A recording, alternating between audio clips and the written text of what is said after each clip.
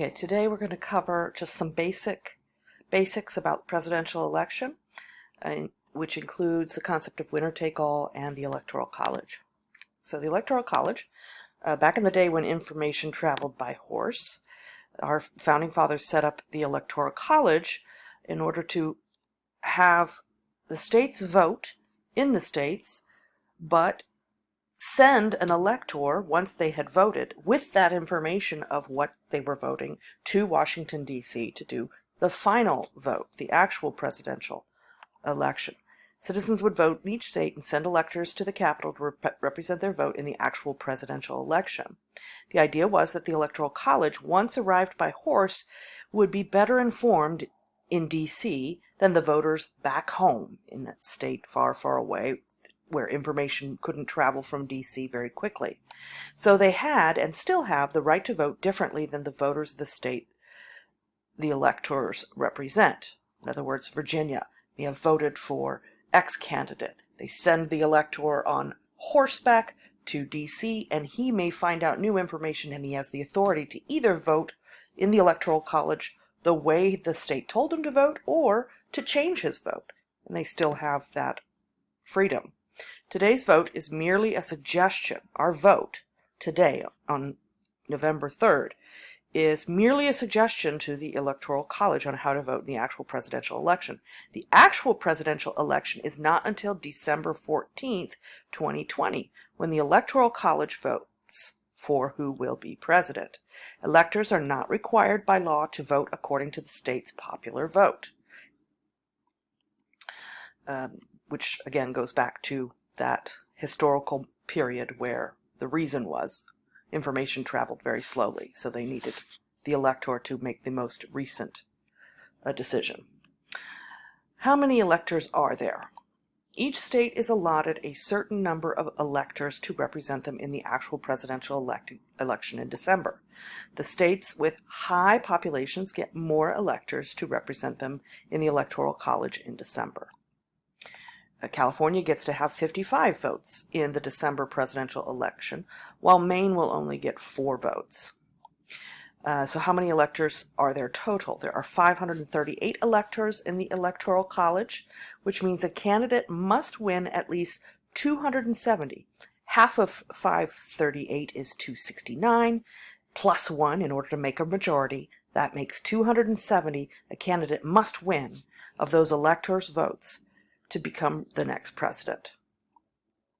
And we have a winner-take-all system, and I'll show you how this winner-take-all system works.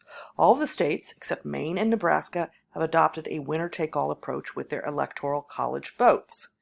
Look at the 2012 presidential election to see how this works. 2012.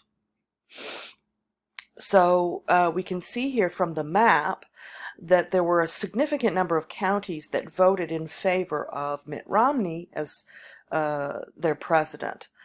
So though significant portions of California voted in favor of the Republican candidate in 2012, because California opts for the winner-take-all approach to the Electoral College, none of those Republican votes were represented in the Electoral College vote, which again is the real presidential election in December. So instead of a few of the 55 votes that California has going to the Republican candidate, the winner-take-all means that all 55 of California's votes goes to the one that won the majority in the state. So all of California's 55 votes were cast for the Democratic candidate, Obama, who ultimately won the election.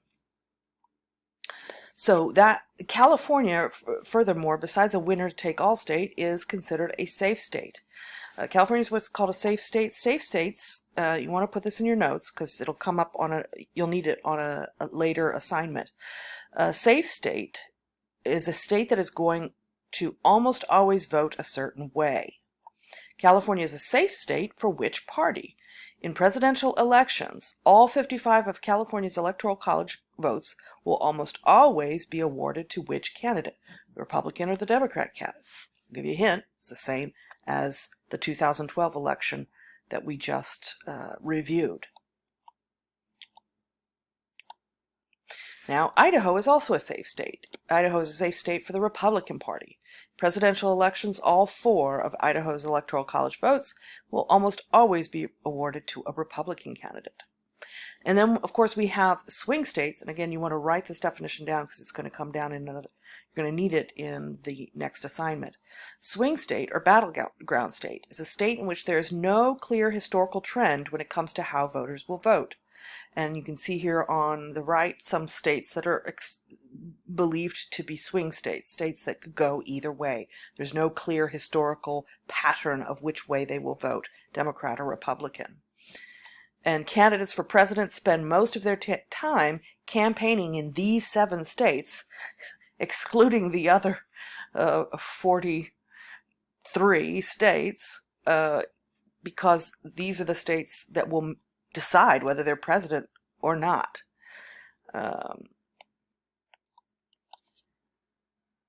And now, when you're going to be working on an assignment today where first you're going to be exploring the historical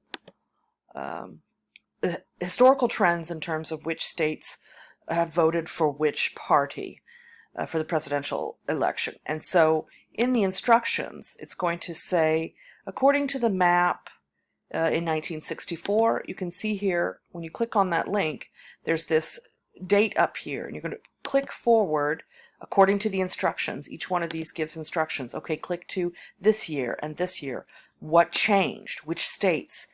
And so we can see here, these states right here have been voting Republican since 1968 without change, ignoring Nebraska because it's not a winner-take-all state. So those will go into your answer here, 1968. And then you'll keep clicking and looking for changes. So between 1972 and 1976, what gets added? Maine has not changed, excuse me, not Maine, sorry, Minnesota. Minnesota has voted consistently Democrat since 1976. You're going to follow the directions in the worksheet, flipping through, okay, what changed, figuring out which states. Since 1980, Texas has consistently voted Republican. That's the information you're going to be doing in that section of the assignment. Then we get to this last section, or the second to last section, which is looking at this forecast, and it's going to ask for some, which of the states are leaning one direction, but it's not an absolute safety. And so you'll give 3 of those and 3 of those. And then the last section, so that's for these 2 questions. The very last section, you're going to make your own prediction. And to make your prediction, you just click on the map several times until you get it to the color you think. If you think Nevada is going to vote Republican, or its 6 votes in the Electoral College are going to go towards the Republican candidate, then you turn it red. If you think Texas, if its 38 Electoral College votes are going to go towards the Republican candidate, you just keep clicking it until you see red.